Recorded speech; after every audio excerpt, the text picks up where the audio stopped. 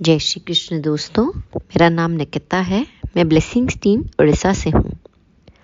हम चर्चा कर रहे थे ब्रह्म ऋषि पितामह पत्री जी द्वारा लिखित श्री कृष्ण अमृत श्रीमद् भगवद गीता विज्ञान सार की।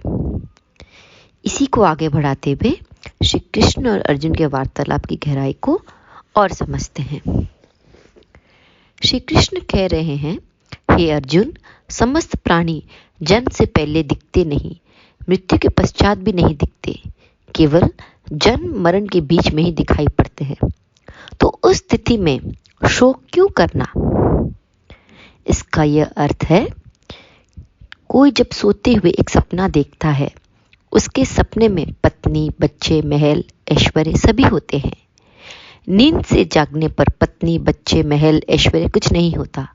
मतलब यह है कि सोने के पहले कुछ भी नहीं था, नींद से जागने के बाद भी नहीं है, परंतु बीच में अर्थात स्वप्न में यानी स्वप्न जगत में वे सब थे, लेकिन वास्तव में वे कुछ नहीं थे। यह मिथ्या वस्तु ही है, मिथ्या जगत का भ्रम ही है। केवल रोने से, शोक करने से उस स्वप्न के पत्नी, बच्चे, धन, दौलत ये सब प्राप्त नहीं होंगे। उसी प्रकार की मिथ्या वस्तुओं के लिए दुख क्यों करना, कैसा करना? जन्म मृत्यु के बीच में ही प्राणी व्यक्त होते हैं। आत्मा जो है वह जन्म के पहले थी, परंतु शरीर नहीं था, इसीलिए अव्यक्त था। जन्म लेने के बाद से ही अर्थात बीच में ही शरीरधारी हुआ, इसलिए दिखाई देता है। मृत्यु के पश्चात शरीर चला जाता है, इसलिए फिर दिखाई नहीं देता। अतः आत्मा नित्य है, शरीर अनित्य है। जन्म के पहले जो नहीं और मृत्यु के पश्चात जो नहीं है, केवल जन्म मृत्यु के बीच में ही रहने वाला यह शरीर के लिए शोक करना या दुख करना मूर्खता है। श्री कृष्ण अर्जुन से कहते हैं कि एक व्यक्ति इस आत्मा को आश्चर्य से देखता है, दूसरा कोई व्यक्ति आश्चर्य की तरह बतलाता है तथा अन्य कोई व्यक्ति उसे आश्चर्य से सुनता है, और कोई कोई व्यक्ति तो सुनकर भी इसको नहीं जान पाता। तो लेखक इसका अर्थ ये समझाते हैं कि इस लोक में योगी, ज्ञानी, मुमुक्षु यानी सन्यासी, अयोग्य ऐसे 4 प्रकार के व्यक्ति होते हैं।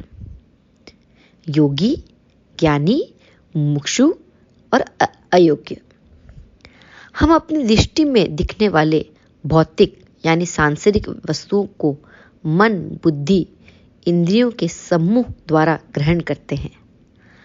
आत्मा जो एक भौतिक रूप से दृष्टि को दिखने वाली कोई वस्तु नहीं है।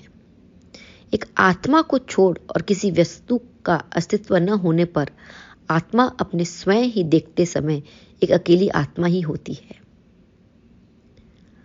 वह एक अलौकिक अद्भुत अनुभूति होती है।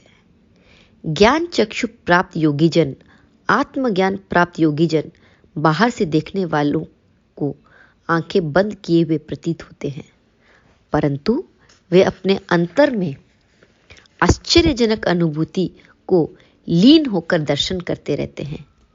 ब्रह्मानंद का अनुभव प्राप्त करते रहते हैं इस आत्मा का।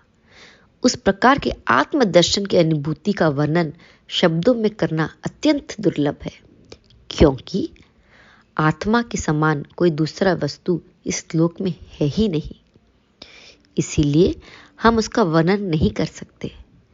जिनको आत्मज्ञान प्राप्त है, वे उस आत्म अनुभूति का वर्णन करने का प्रयत्न करने पर भी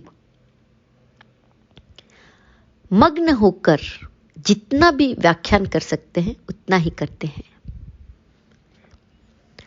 आत्मा के बारे में जानना है तो अपनी कोशिश स्वयं करनी होगी। यह मुमुक्षुओं यानी जिन्हों मोक्ष की कामना है, उनको ये कथन भली भांति ज्ञात है। इसीलिए वे ध्यान साधन द्वारा आत्मज्ञान को प्राप्त कर सकते हैं, परंतु कुछ अयोग्य लोग ये सब सुनते हुए भी थोड़ी भी समझ नहीं सकते, जानने का प्रयत्न भी नहीं करते। इसीलिए कहते हैं यथा कर्म तथा फलम, यानी जैसी करनी वैसी भरनी। श्री कृष्ण अर्जुन से फिर कहते हैं, सबके देह में यही आत्मा होती है, इसका वध नहीं किया जा सकता, यह अवध्य है। इसलिए हे अर्जुन, इन जीवों के लिए शोक करना अनुचित है।